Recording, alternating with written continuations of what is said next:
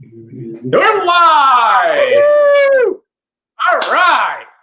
I am pumped up about this. Not like I'm normally not pumped up, but this is going to be something that Jay is actually going to learn today.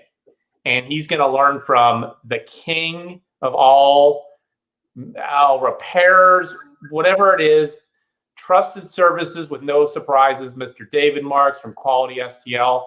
My name is Jay Grossman. I'm the founder and CEO of AutoAuthorities. We are going to get started here, and we are going to be ready to go. And we're going to be talking about modern maintenance. And this is something you have to listen to, because I've been talking to Dave about this, and I've been so excited to get this episode started. So here we go. Have you ever felt like you were taken for a ride when buying, selling, or repairing your car? Well, not anymore. I'm Jay. And I'm Dave. And this is the podcast that tells you what to watch out for, whether you're buying, selling, or repairing your car. With 47 years of automotive experience, we are the Automotive Authorities. This podcast is sponsored by AutoAuthorities. We're real estate agents for cars. And Quality Auto STL. Trusted services with no surprises. Hopefully we have good audio here. My name is Jay Grossman. I'm the founder and CEO of AutoAuthorities, and we have Mr. David Marks with Quality Auto STL, home of trusted services with no surprises. Oh, and we are in for a treat today.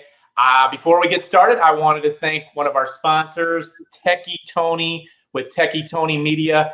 He is the one that makes this absolutely beautiful and makes this all go, and he's the one that puts those little posts out there. So you guys listen to us, and we let you know what the real scoop is, raw and uncut. And today, this is going to be Mr. David Marks' day, because we're going to be talking about things that I don't even know about. And I'm going to tell you, Dave, the one question that has been sticking out in my mind, whenever I look on the back of these cars, they talk about different types of engines, right? Mm-hmm. And so I saw a car the other day, and it said GDI, and I think it was on the back of a Kia or a Hyundai, potentially.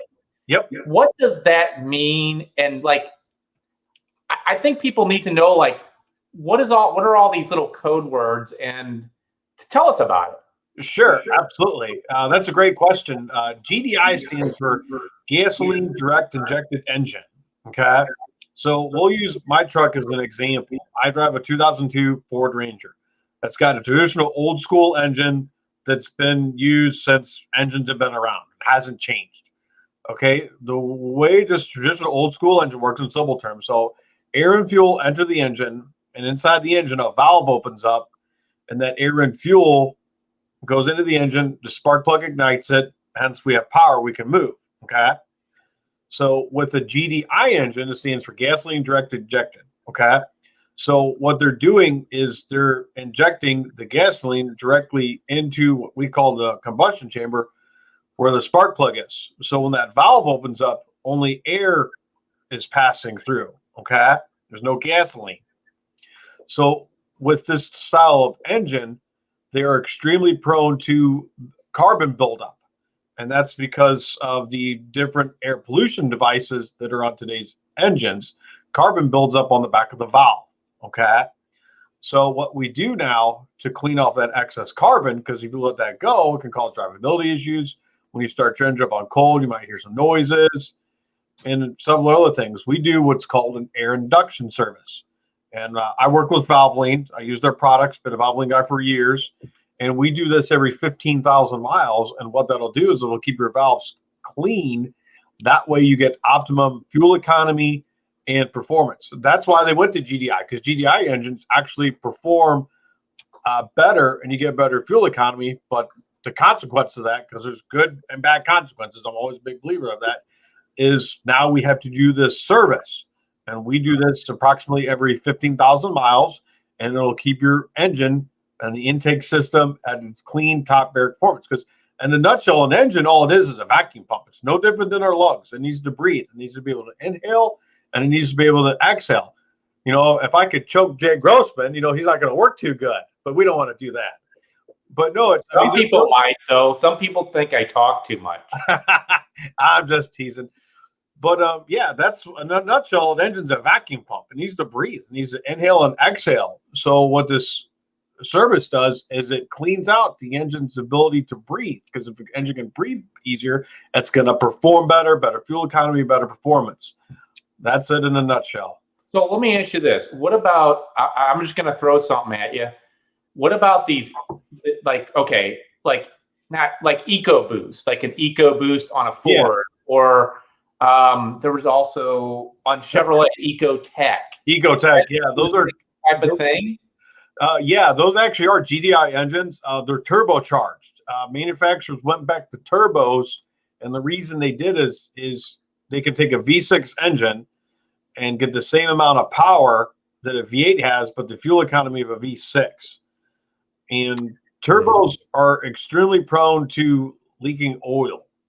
It's extremely important if you have a turbocharged engine to keep up on the oil. How do you even know if you have a turbocharged engine, Dave? I don't even know if I have a I think I do.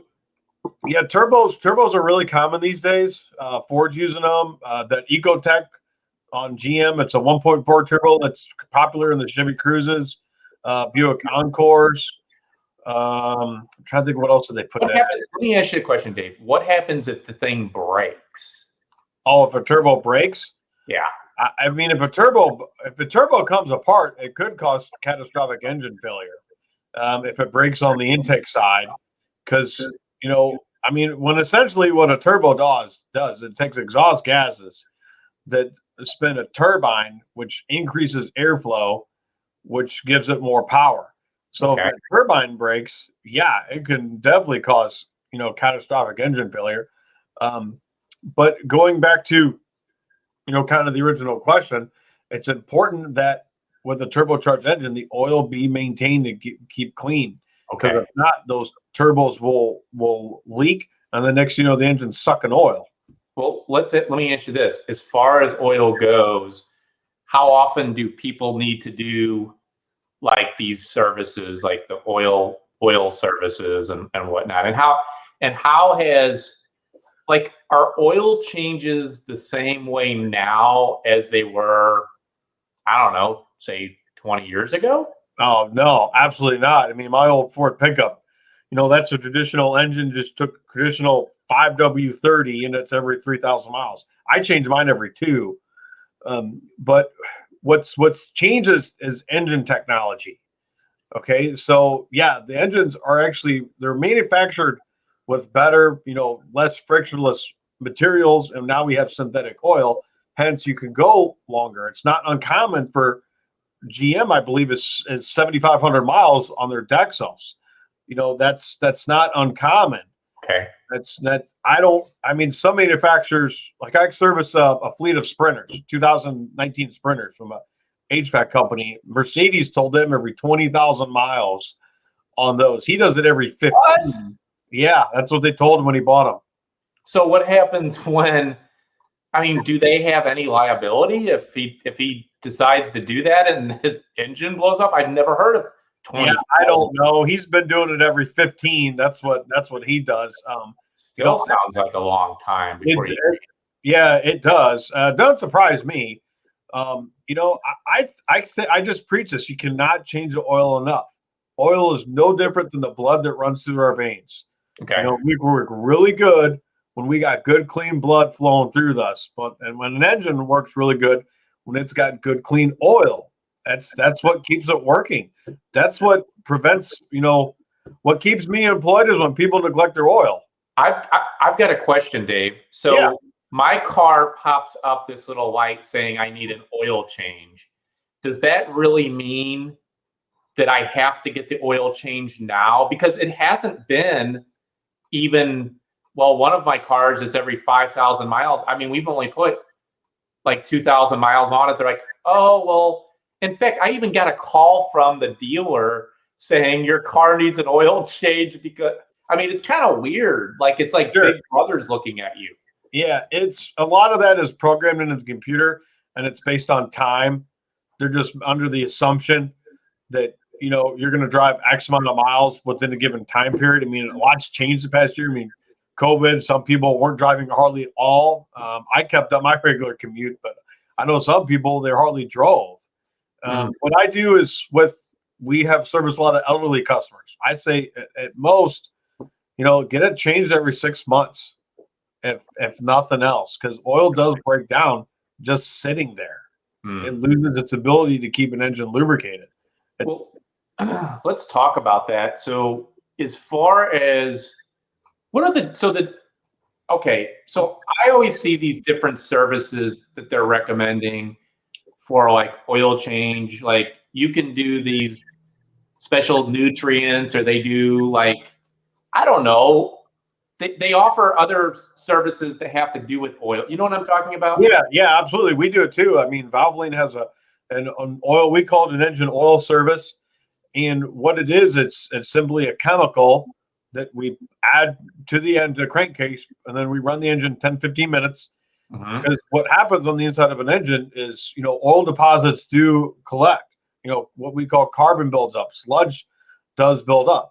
Okay. And as engines have changed, the passageways within the engine, the oil flows are smaller, and the tolerances are tighter because engine size has decreased. They're not as big as they used to be. Okay. To reduce weight. So the tolerances are a lot more tighter. So they're more prone to engine failure if we don't keep the oil clean. And it goes beyond just changing the oil. A new style engine, we kind of talked about this. It's called a variable valve timed engine. Right. That's been around for about 15 years. That is extremely dependent on good, clean oil to operate. And if people don't keep it up, that keeps me employed. Give people a couple ideas, because I don't even know, because the people that are listening, maybe they have an engine that they need to get serviced and they don't even realize. What are some of the makes and models that have VVT engines? VVT, pretty much everything on the road these days has one of these. If anybody's had to have a timing chain job done, that's why. Wow, I didn't even know. It almost sounds like our cars are kind of like our human bodies. Yeah. That if we don't, like, I hate to use this as an example, but I can't think of anything else. But like if you do a cleanse, removing all those bad things from your body, you're doing the same thing with the car. I just think that's a good analogy, isn't it?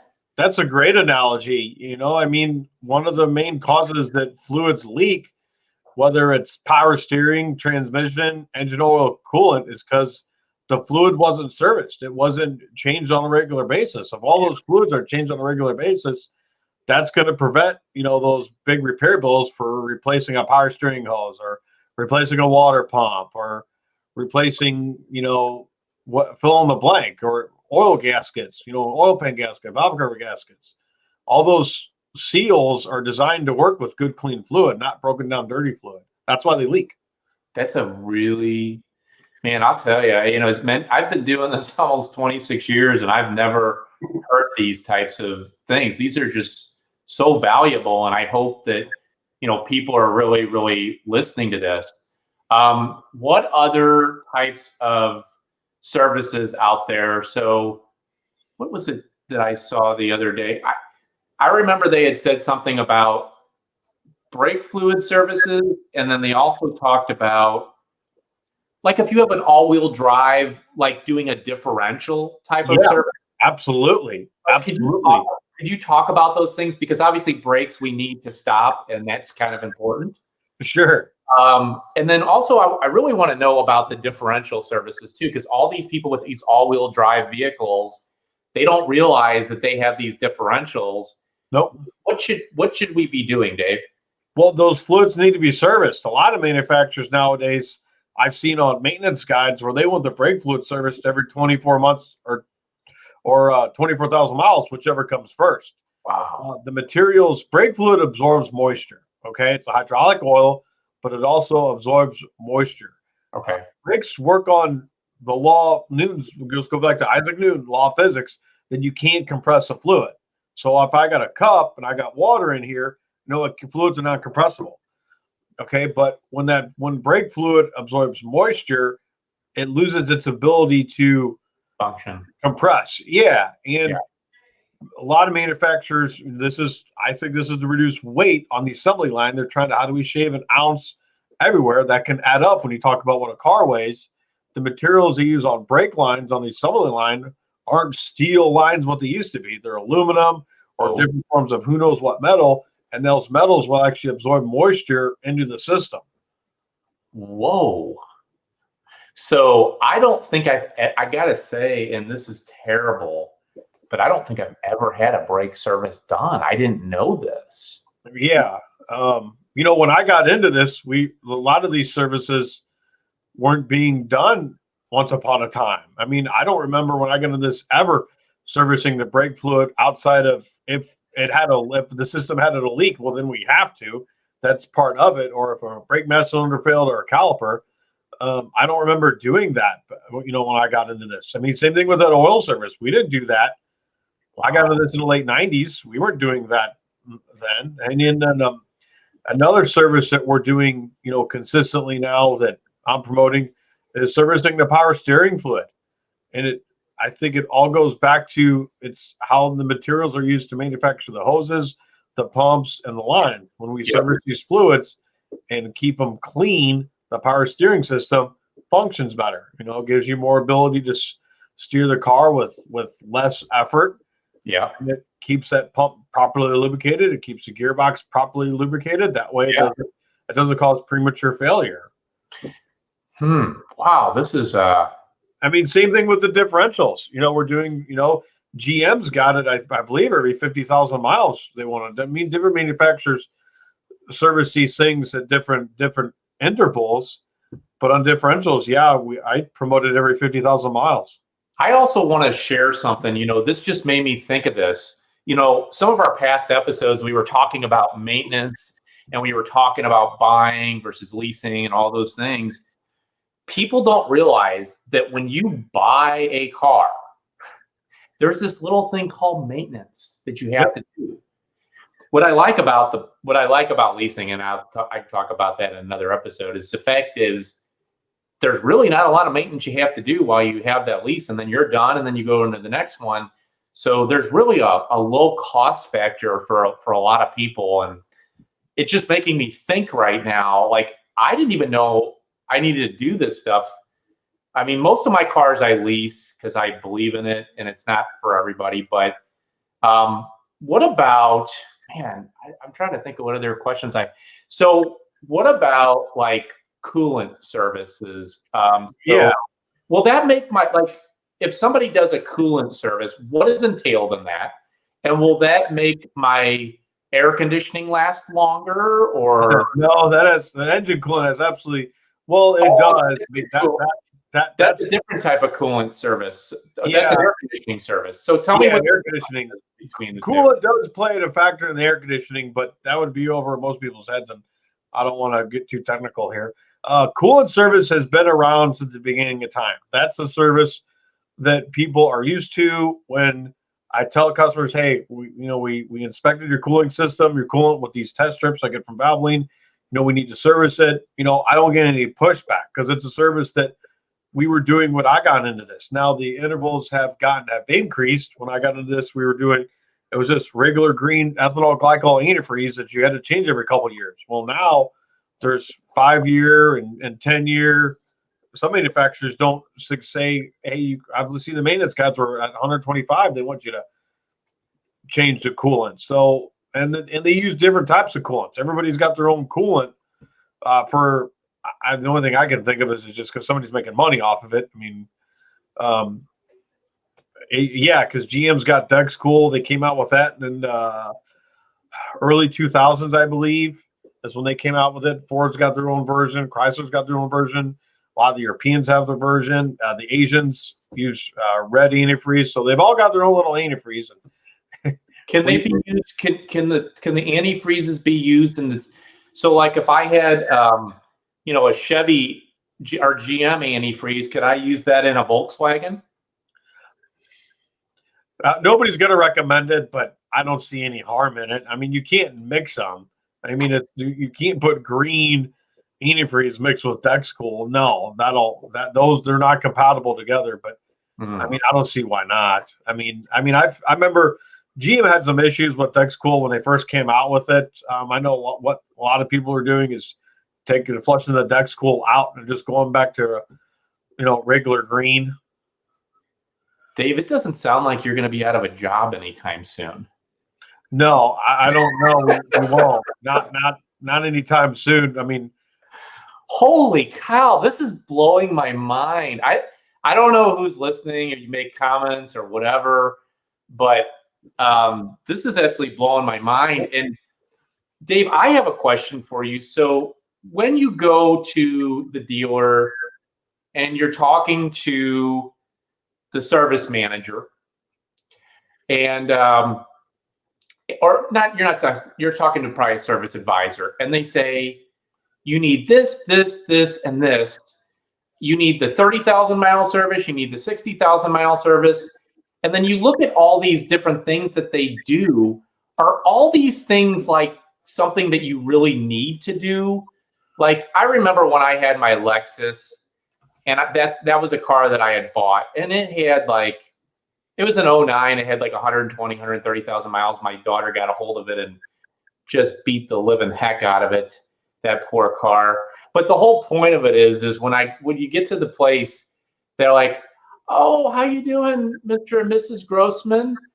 Let me tell you a little bit about what you're going to need for your car. You might need to be sitting down for this, And then I look at this and it's like, are you kidding me? Is it really like, tell everybody, like, what are the absolute imperatives and where do, when the dealers are they're telling you need this, and this, how can you really decipher if you really need that or not? I just don't know. Yeah, one way is the owner's manual. The owner's manual will tell you, exactly what to do, when to do it. Sometimes we found it's better to do it, prior or ahead. I mean, all those services, Jay, they're important, but they're not urgent. Okay. If that makes sense. It does. Because I just remind people, maintenance is easy to schedule. Breakdowns are not. If you maintain a car, that's going to hopefully alleviate, breakdowns. Because very rarely does a car break down. Very few people come in here, hey, my car broke down, David. It's no big deal. I don't really need it. No, they needed their cars yesterday. Yeah, and here's another good analogy. Dave, you're a doctor, and you come see the doctor. Well, technically, you're supposed to see the doctor at least once a year for a physical. Yep, I do.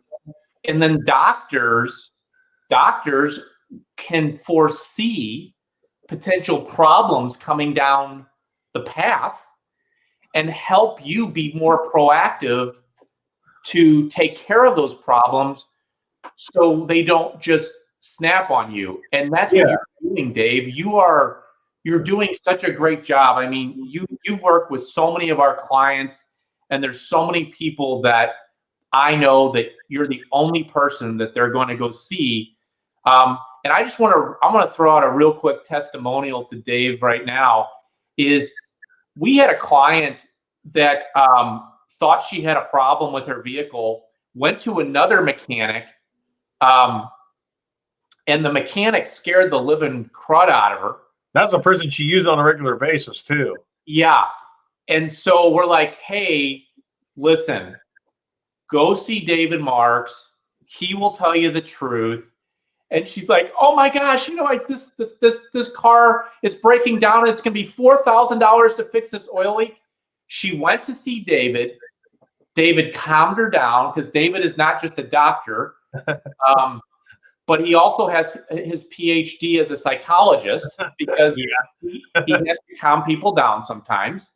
Yeah. And this lady called me and thanked me and really apologized, because she got really upset that she thought something was wrong with his vehicle. And Dave did such a great job.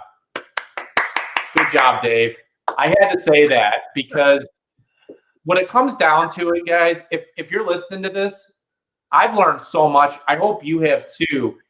And the things that you need to do to your car, I like you say important but not urgent. It's something that needs to get done.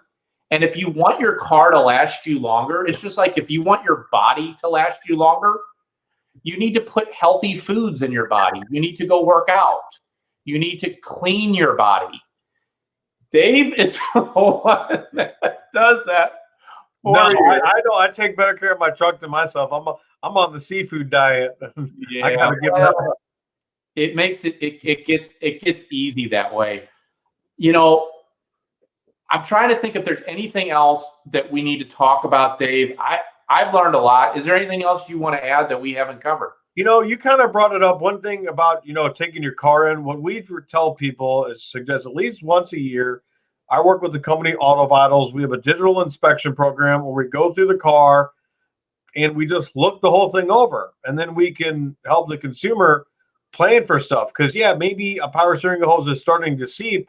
Well, hey, you don't need it today, but let's try to get that done the next 3 months. Kind of like the same thing. No different than going to the doctor. And we have our annual checkup that we do, and we go through the car, and then we'll talk with the customer. We send them a digital copy, and we go through it, and we put a plan together. That way, it's not like we don't expect you to drop $2,000 out the bucket. But if you do this next 6 months, you'll be okay. And then here's how you budget for it. I'm going to share a golden nugget. You just made me think of something that everybody listen close. If you're listening right now, the little old lady that drove to the car to the store and back that has 0 miles on their car, that does not mean it's a good car. And if they haven't done the maintenances that Mr. David Marks with Quality Auto STL says, then you better be careful.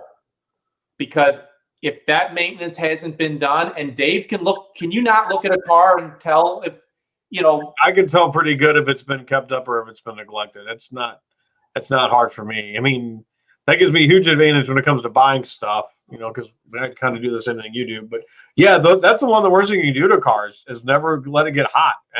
Cars are meant to be, I tell people, at least if you don't drive, at least once a week, take it out, drive it for about 30 minutes, let it get hot, let the fluid circulate through it. This is awesome, man. I mean, I love it. And I'm so glad that we were all able to listen to Mr. David Marks. If you could please, at this time, like, subscribe, share our podcast with anybody you know. We so much appreciate it. Make comments. We want to hear what you want to hear. Like, send us comments and anything that you want to know, topics. Send them directly to, you can send them to info@iautoagent.com. You can send them to my personal email. You could send them to David's email. I'm having so much fun with this. I can't even tell you. But you know what I'm really going to have fun with? Our next topic. Does everybody want to hear what our next topic is? Absolutely. You know why? Because the name Kelley Blue Book. I want to choke myself too. We all think Kelley Blue Book is the Bible, and you will find out real quick that Kelley Blue Book means absolutely nothing, and we will tell you all about it on our next episode. And again, I want to thank Techie Tony from Techie Tony Media making all this beautiful stuff happen. And eventually, Dave, we have already talked to several industry experts. We are going to have some guests on the show, and we're going to have some fun. And I just want to know what everybody wants to hear, because Dave and I think you know everything, but you know what? I'm thinking you might not, because I learned a lot after almost 26 years of doing this. And today it's time to sign off. We're going to talk about Kelley Blue Book on the next one. And again, my name is Jay Grossman. I'm the founder and CEO of iAutoAgent, and that is Mr. David Marks with Quality Auto STL, home of trusted services with no surprises. Thank you for listening today. We so much appreciate your support. We are just absolutely thrilled to see the embracing that everybody has shown us with the Auto Authorities podcast. We will see you the next time. All right. Bye, everybody.